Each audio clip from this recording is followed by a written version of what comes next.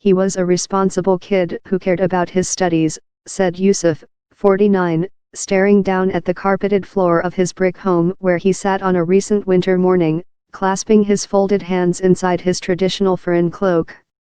The family said it has not heard from Aus since. Aus is one of a rising number of local militants fighting for independence of Kashmir, an insurgency being spread on social media amid India's sustained, iron-fisted rule of the region. Hundreds of thousands of Indian troops and armed police are stationed in this lush region at the foot of the Himalayas. India and rival Pakistan have always disputed the area, and in the past 3 decades, an uprising against New Delhi's rule has killed nearly 50,000 civilians, militants and soldiers, by official count.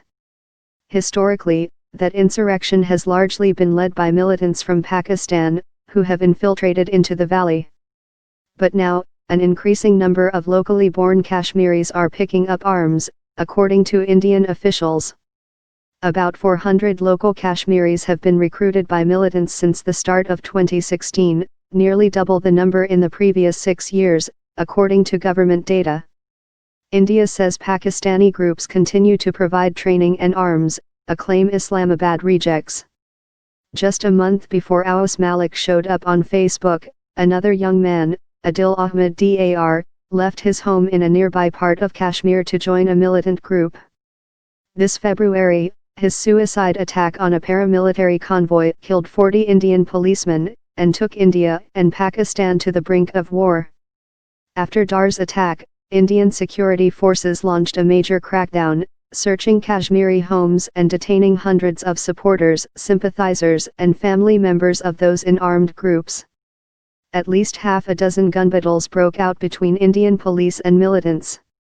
The families of Dar and other young militants, as well as some local leaders and political experts, say run-ins between locals and security forces are one of the main reasons for anger and radicalization. After the recent crackdown, they expect more young people to take up arms.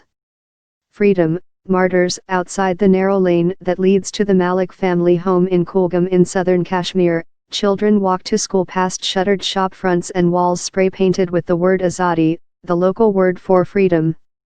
The graveyard at the end of the lane has an area for militants, who are remembered as martyrs. Dar's family claims he'd been radicalized in 2016 after being beaten up by Indian troops on his way back from school for pelting stones at them. Since then, he wanted to join the militants, said his father Ghulam Hassan Dar, a farmer. India's Home and Foreign Ministries did not respond to requests for comment on this story. In news conferences since the suicide bombing, Lieutenant General Dhillon, India's top military commander in Kashmir, has dismissed allegations of harassment and rights abuses by Indian troops as propaganda.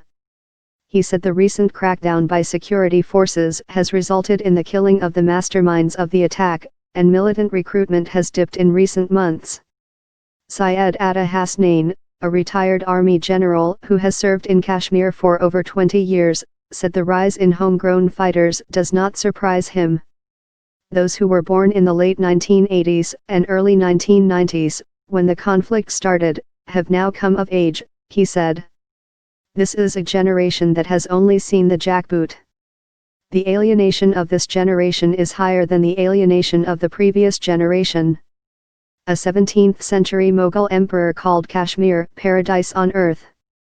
But violence has ebbed and flowed in the valley since the subcontinent was divided into predominantly Hindu India and Islamic Pakistan after independence from Britain in 1947. The question of Kashmir, India's only Muslim-majority state, was never resolved, and it has been the catalyst for 2 wars and several violent clashes between the countries. Cult following he and his brother were beaten by security forces when they were teenagers, his family told local media. Wani was 22 when he was killed by security forces in 2016 and thousands attended his funeral despite restrictions on the movement of people and traffic. The United Nations said in a report last year that in trying to quell mass protests in Kashmir since 2016, Indian security forces used excessive force that led to between 130 and 145 killings, according to civil society estimates. The Indian government has rejected the report as false. Indian forces have long been accused of rights abuses and torture in custody in Kashmir, but officials routinely deny the charges. Instead, India points the finger at Pakistan. Officials say the rebellion in Kashmir is being funded and organized by Pakistan, and if they cut off those resources, the insurgency will weaken and it can then focus on building Kashmir's economy. The Pakistan-based Jaish-e-Mohammed militant group claimed responsibility for the latest attack, which was the deadliest in the insurgency. Pakistan says it only provides moral support to the Kashmiri right to self-determination. Mirwais Umar Farooq, the Muslim spiritual leader of Kashmir who is considered a moderate separatist, contests that India has true plans to engage politically with the people of Kashmir. Nobody is dying in Kashmir for lack of roads, electricity and water. Losing another son a few miles south of Awas Malik's home in Kulgam lives Maysuma Begum, who said her son and brother had been called in to an army camp 2 days after the latest bombing and have been held since then. A military spokesman could not be reached for comment. Behind the glass panes of a wall shelf above her were photos of a smiling young man, an assault rifle slung on his shoulder. "That's my other son, Tawzif," Maysuma Begum said. The 24-year-old had joined the Hizbul Mujahideen in 2013 and been killed by the army the same year, she said. "I don't want to lose another son."